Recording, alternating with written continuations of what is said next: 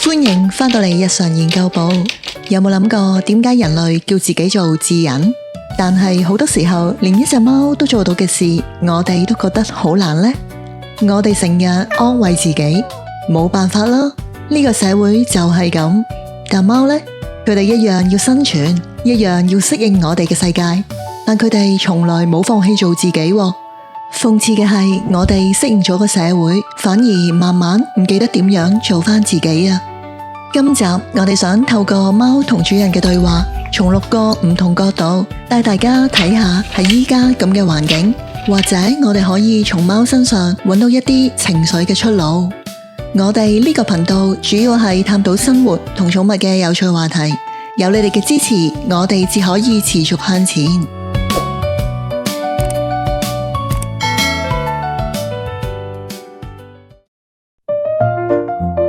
貓永遠懂得拒絕，人卻把被逼當成同意。你應該唔會明乜嘢叫做被逼同意，即係有人將你主人當係青蛙，放落個煲度開緊慢火，想煮熟我啊！我意思係，我哋做人平日就係慣晒為咗咩都要和諧、禮貌，咪搞咁多嘢咯？定係話做好人啊？就好似老闆開頭叫我 OT 半個鐘啦。後嚟變成每日1個鐘，跟住又話假期返嚟幫下同事手啦，結果越褪越後，最後連乜私人時間、健康、家庭都犧牲埋，依家我想反抗都冇力啦。唉，反抗或者講唔好，對你哋嚟講真係咁難嘅。我記得我初頭喺呢個屋企，你有一日見我反轉身喺度休息，就突然想摸我個肚，我咪出爪搲你嘅。其實有出埋聲警告過你，仲踢埋腳。過咗咁耐我都冇變啦。我哋做貓從來 set 得條底線好清楚，明白一次唔反抗就會有第二次，第二次唔反抗就會有無數次啊！而且唔係喺大事先反抗，而係喺每一次，即使係細單嘢，只要覺得被冒犯，都會守住自己條界線，唔係睇同對方關係幾好，就代表可以剝削啊！呢啲咁基本尊重都做唔到，講咩都嘥氣啦。貓把尊嚴當成品格，人把尊嚴當成工具。點解釋你聽？我哋要生存，尊嚴真係唔可以當飯食啊！好多人會為咗一份工或者一個機會，唔可以似阿仔你咁有型噶。我哋對住老細、上司要陪笑，對住個客就當神咁拜，好多時都要低聲下氣，就算明知會俾人睇唔起，都預咗啦。我哋都會自我安慰，冇法咯，為咗搵食，唔出聲就冇事，忍下咯。反正成個社會都越嚟越多呢啲人。你唔出賣尊嚴，大把人搶住賣啊！你唔會啦，我哋一樣會為生存努力，但絕對唔會自貶身價。好簡單，你睇下街邊啲流浪貓，就算挨餓挨凍、受埋傷，都唔代表佢會為咗一餐飯就同你眨眼撞頭、反埋肚皮嚟討好你啊！我哋做貓係唔會做任何違背自己意願嘅事，就算為咗生存，我哋都企硬有個勢，挺起胸膛，眼神堅定話你知，我只係接受你嘅食物，唔代表我比你低下，因為你嘅姿態會決定人哋點對你啊！呢一刻我選擇親近你，下一刻我亦都可以同你保持距離，因為所有嘢係由我話事。我哋唔會將尊嚴呢啲咁基本嘅權利都放棄。貓將休息當成必需品，人將休息當成奢侈品。你根本唔會明點解我哋成日都咁攰啊！因為呢個社會無時無刻都叫人要拼搏，唔努力就會俾人淘汰。OT 係應該，仲後生就衝啦！結果我慢慢變咗部機器，長年累月係咁 run， 冇真係好好保養或者休息過，到最後有一日身體可能搞壞晒，情緒爆煲，同屋企人關係變差，到時我仲要好認命咁講，要財務自由，提早退休就梗係要犧牲，發咗咪大把時間唞咯。但係從來冇人問過我仲撐唔撐得住啊？咩話？連休息都要諗咁多㗎？你睇下我，每日瞓成10幾20個鐘。我哋做貓唔會煩，仲有好多嘢未做，唔可以休息住呢啲嘢，只係會諗我依家攰啊，咪去瞓咯。其餘時間咪食玩或者周圍探索下咁咯。乜休息唔係生存最基本嘢嚟咩？你瞓少過我，唔代表你咁透支身體就冇事啊。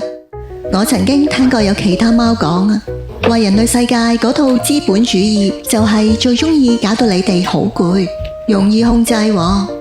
嗱，我哋就好清楚條命唔係生產線嚟，你唔留力，將來有咩事點頂啊？貓視失敗為資訊，人視失敗為恥辱。你知唔知我哋人類對失敗有幾咁驚啊？失敗可以係恥辱、末日，證明自己唔掂，係會俾人睇唔起啊！所以一失敗，我哋就會好自責、內疚，覺得自己成個廢人咁。仲有啲人為咗唔會失敗，寧願唔去試，困喺個舒適圈入面，就唔使驚俾人笑、俾人睇低啦。甚至可能會自我破壞，提早幫自己穩定個藉口，避免承受失敗帶嚟嘅尷尬。反正失敗就係代表你唔夠好，呢個社會就係咁殘酷。又嚟，失敗咪當正常運作咯。你睇下我初時跳上雪櫃頂，我都係不斷嘗試㗎，跳唔上去就再跳，捉唔到獵物就再捉，學唔識就再學。我哋做貓唔會因為失敗而自責，唔會內疚，唔會覺得自己唔掂。我哋只會將失敗當成一個資訊。嗱，原來呢個方法唔得，咁我咪試下第二個方法咯。我哋唔會將失敗同自我價值扯埋一齊，搞到好唔開心又自責。失敗只係一個學習嘅機會，呢個方法唔 work，咪提醒你換另一個方法。只要唔好放棄，終有一日會成功喎。貓活在當下，但記住教訓。人活在焦慮，卻忘記現在。你又點會明我哋人類有幾難活喺當下？我哋唔係諗住過去，以前做錯過咩？後悔點解唔咁做？埋怨俾邊個傷害過？就係擔心將來冇錢、冇人照顧、冇出路。結果呢，個身體喺度，但個心又唔喺度。我哋冇認真享受而家食緊啲咩？欣賞而家嘅風景，人就喺身邊都冇好好珍惜，到最後我哋一生都係活喺過去同擔心未來，從來都冇真正活喺現在。吓，你哋連依家都唔識享受㗎？咁樣點得㗎？我哋做貓唔會將生命當成個古仔咁睇，每日嘅今日先係重點。我哋食就專心食，玩就全力玩，瞓就完全放鬆去瞓。我哋唔會喺食飯時就諗住聽日，玩緊又諗住要返工，應該瞓覺仲喺度擔心未來。但係唔好誤會啊，我哋唔係完全冇諗將來，唔記得過去。我哋一樣會記住邊個對我哋好，邊個打過我條尾，邊度有危險。只係我哋記住教訓，但係唔會困喺過去。我哋一樣會為未來做好準備，但唔會為未來焦慮咯。好好享受當下嘅陽光，然後繼續向前。貓寧可孤獨都要自處，人為免孤單就放棄選擇。你更加唔會明點解我哋會咁驚孤單呢？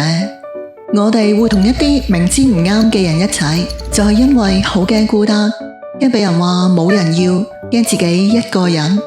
特別係最驚俾人話咁老仲單身而急住結婚，又或者為咗唔想俾人講而硬食一段冇愛嘅關係。結果呢，我哋困咗喺一段唔開心嘅關係入面，仲要同自己講有總好過冇，算啦，將就下啦。但到最後，我哋內心比任何時候都孤單啊！哎呀，愛情係冇得將就㗎，我哋又真係好唔同。我哋好享受一隻貓，自己瞓覺，自己玩，自己探索。我哋唔會因為孤單而勉強自己，將就去揾隻唔啱嘅貓做伴。我哋只會喺遇到真正鍾意、感覺舒服嘅對象時，先會選擇一齊。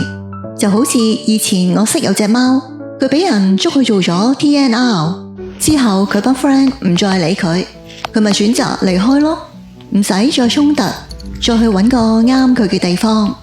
一段錯嘅關係，點都比孤單更加痛苦啩。如果你學唔識享受一個人，又點會有能力享受兩個人呢？